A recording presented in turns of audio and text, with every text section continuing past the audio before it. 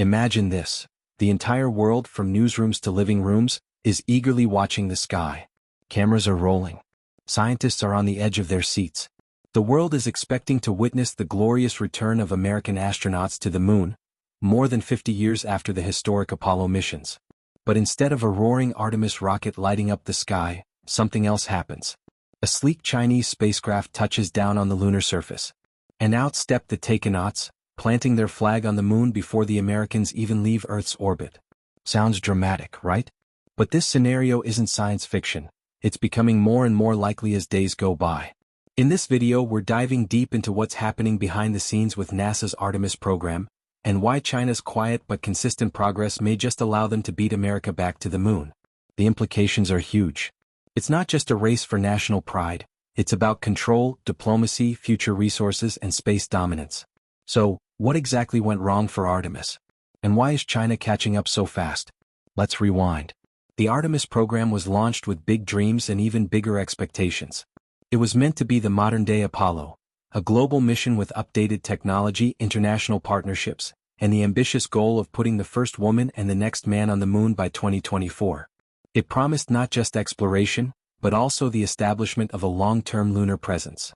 A whole new era of space exploration. But that dream has been slowly unraveling. Originally, Artemis I, the first uncrewed test flight, was set to launch in 2017. That date came and went, and so did several others. Technical problems, funding issues, and bureaucratic red tape plagued the mission. Finally, Artemis I lifted off in 2022, 5 years behind schedule. Although the mission was ultimately a success, it was a costly and delayed start that raised eyebrows. Then came Artemis II, the first crewed mission. It was initially scheduled for 2022 as well, following closely after Artemis I. But again, delays hit hard.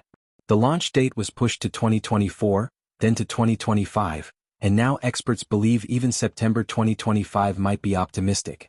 With every delay, confidence in the program drops a little more. And what about Artemis III? This is the mission that is supposed to land humans on the moon again for the first time since 1972. Originally, it was planned for 2025. But now, the earliest realistic date is September 2026. And if Artemis II slips further, which seems likely, Artemis III will almost certainly be pushed into 2027 or even later. At the heart of these delays is the Space Launch System, or SLS. It's NASA's most powerful rocket ever developed. More powerful even than the Saturn V that carried Apollo astronauts. But SLS has become a symbol of inefficiency. It's expensive, outdated in some respects, and incredibly complex. Every launch costs billions. And as time drags on, the pressure is building. Space journalist Eric Berger recently stated there's now a 50-50 chance the entire SLS system could be cancelled. That's a staggering thought. If SLS is scrapped, NASA would have to pivot to using SpaceX's Starship, or another commercial system, to carry Artemis forward. But here's the thing. Starship is still in development, and getting it certified for human flight isn't a quick process. It could take years, maybe more than a decade, to meet NASA's strict safety standards. Add to that the uncertainty of U.S. politics. With a new presidential administration arriving in 2025, NASA's funding and priorities could face major changes. The Artemis program might lose momentum, or even political support, just when it needs it most. Now let's shift our gaze to the other side of the world. While the U.S. is caught up in internal complications, China's space agency, the CNSA, is moving steadily and strategically. They don't make flashy announcements or overpromise. They simply execute. China has already accomplished several major space milestones. They returned samples from the moon with the Chang'e 5 mission. They've established a presence at the L2 Lagrange point with a communications satellite, a crucial move for supporting future moon missions. And they're building the Mengzhou spacecraft, a next-generation crew capsule designed for deep space exploration, including lunar missions. Their target? A crewed Chinese moon landing by 2030. At first glance, that might sound like it's still far away. But considering NASA's Artemis III might not happen until 2027, or even later, China's schedule isn't so different. And here's the kicker. China has a track record of sticking to its timelines. Unlike NASA, China's space program isn't influenced by election cycles or changing political agendas. They operate with long-term vision and centralized control. That means fewer delays, less red tape, and more consistent progress. And the world is starting to take notice. It's a striking contrast. NASA is trying to revive its legacy while facing an uphill battle against time, politics, and technical challenges. Meanwhile, China is building its own legacy, brick by brick, toward becoming the dominant space power of the 21st century. And if China does get there first, the consequences are profound. A successful Chinese moon landing would be more than a symbolic victory. It would reshape global geopolitics. It would show that China, not the US, is the leader in space exploration. It would allow China to set the tone for future lunar governance, potentially influencing treaties, rules, and access to lunar resources. Let's not forget, space is more than exploration. It's about defense, intelligence, communication networks, and economic power. The moon is being eyed not just as a scientific destination but as a potential hub for mining resources like helium-3, which could power future fusion reactors. Whoever controls the moon may control a key piece of the future energy and tech landscape. That's why this isn't just about Artemis or CNSA. This is about the future of humanity beyond Earth. It's about who gets to write the next chapter of our journey into the cosmos. So, where does all this leave us? NASA is not down and out. It still has world-class scientists, a deep reservoir of experience, and powerful allies in the commercial sector like SpaceX and Blue Origin. But the window for leading the next great space era is narrowing. If Artemis suffers more delays or funding cuts, the United States could lose its chance to lead, and that baton might pass to Beijing. China, on the other hand, is capitalizing on every opportunity. It's building momentum, crafting a new image on the global stage, and advancing its technology at a remarkable pace. Whether it's a permanent moon base or a Mars colony, China is no longer the underdog in space exploration. As we stand today, this isn't just a space race, it's a space power shift. And the outcome could change the direction of human spaceflight for generations to come. Imagine this. The world tunes in, eyes locked on the skies, expecting the triumphant return of American astronauts to the moon after more than half a century. But instead of NASA's Artemis rockets blazing across the sky, it's a Chinese spacecraft gently landing Taikonauts on the lunar surface. Not fiction. Not far-fetched. A very real possibility. And it's starting to look more likely by the day. In this video, we're diving deep into the unraveling saga of NASA's Artemis program and the quiet, steady rise of China's lunar ambitions. What began as a bold promise to return humans to the moon by 2024 is now a tale filled with delays, political roadblocks, and rising doubts. And meanwhile, China is moving with precision and purpose, possibly positioning itself to win the new space race. The Artemis program was supposed to be America's triumphant return to the moon, reviving the spirit of Apollo with modern technology and international collaboration. Initially, Artemis I was slated to launch in 2017. But after years of technical issues, funding hurdles, and bureaucratic indecision, it didn't lift off until 2022, a full 5 years late. While the uncrewed mission was eventually successful, the path forward has been far from smooth. Artemis II, the first crewed mission in the series, was originally expected to fly in 2022. That too was delayed. Now we're looking at a tentative launch in September 2025, and even that timeline is becoming increasingly doubtful. Artemis III, which promises the first moon landing since 1972, won't happen before September 2026. But if Artemis II slips further, and all signs suggest it might, then Artemis III will almost certainly be pushed into 2027 or later. NASA's reliance on the Massive Space Launch System, SLS, has become both its strength and Achilles' heel. The SLS is the most powerful rocket ever developed, but it's also extremely expensive and riddled with delays. Recent reports, including insights from space journalist Eric Berger, have revealed that there's a 50-50 chance the SLS system could be cancelled entirely. This would force NASA to pivot toward alternatives like SpaceX's Starship. However, even using Starship isn't a quick fix.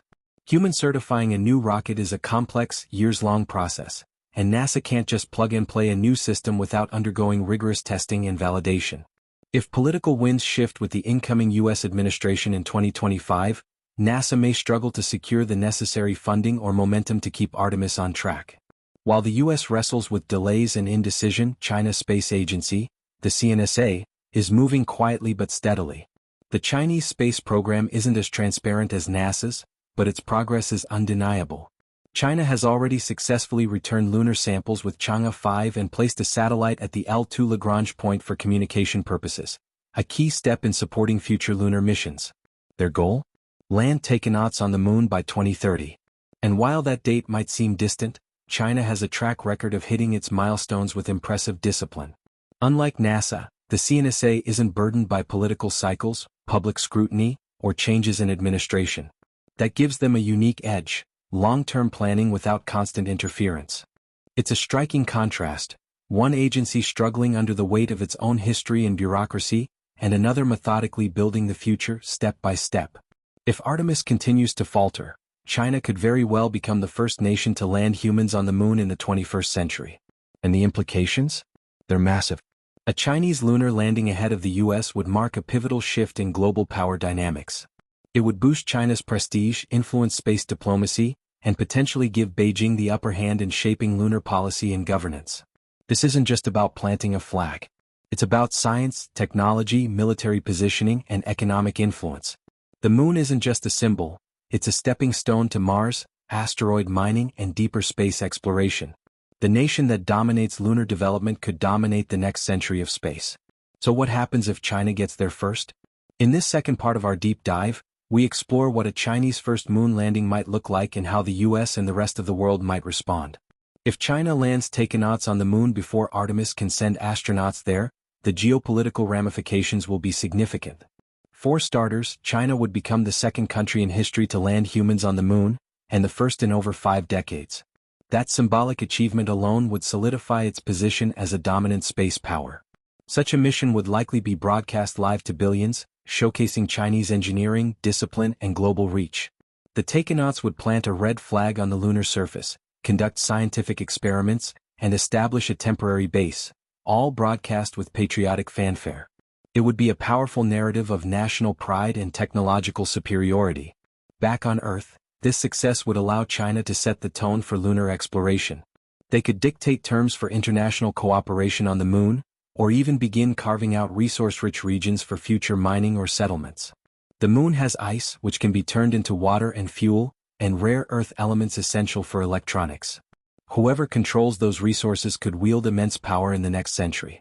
China has already shown an interest in creating a permanent lunar base, possibly in partnership with Russia. Such a base would serve as a staging ground for Mars missions and deep space travel. In contrast, NASA's Artemis Base Camp concept is still in early planning stages, and without consistent funding, its timeline remains vague. A Chinese moon base could become a hub of innovation, manufacturing, and resource processing. It could even support a lunar economy, drawing in international partners looking to hitch a ride on China's success. That kind of influence could reshape alliances and challenge US leadership in space. But what about the United States? How would Washington respond to being beaten in the new moon race? There are a few possibilities. First, we might see a surge of renewed interest and funding for NASA, similar to the post-Sputnik era. The idea of losing to China in space could galvanize political will and unlock billions in emergency funding. Alternatively, there could be efforts to fast-track SpaceX's Starship or Blue Origin's lunar lander programs, bypassing bureaucracy to accelerate development. However, fast-tracking space programs comes with major safety risks. Cutting corners to beat China might lead to tragic accidents or major setbacks. The US might also double down on international partnerships. Already, NASA works with the European Space Agency, Japan, and Canada under the Artemis Accords. Expanding these alliances and incorporating more countries could create a united front to counterbalance China's influence on the moon. However, the biggest danger might not be the delay itself, but the erosion of public confidence in NASA. If Artemis keeps slipping, people may start to question the agency's competence. This would be especially harmful for long-term missions to Mars or asteroid mining, which require decades of trust, funding, and vision. China, in contrast, benefits from a centralized system where decisions are made quickly, and funding isn't subject to annual budget fights.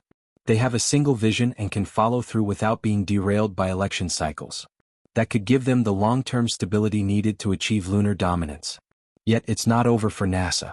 The US still has unmatched private sector innovation. Companies like SpaceX, Blue Origin, and others are pioneering new technologies faster than any government agency could. With the right coordination, public-private partnerships could leapfrog the Chinese effort.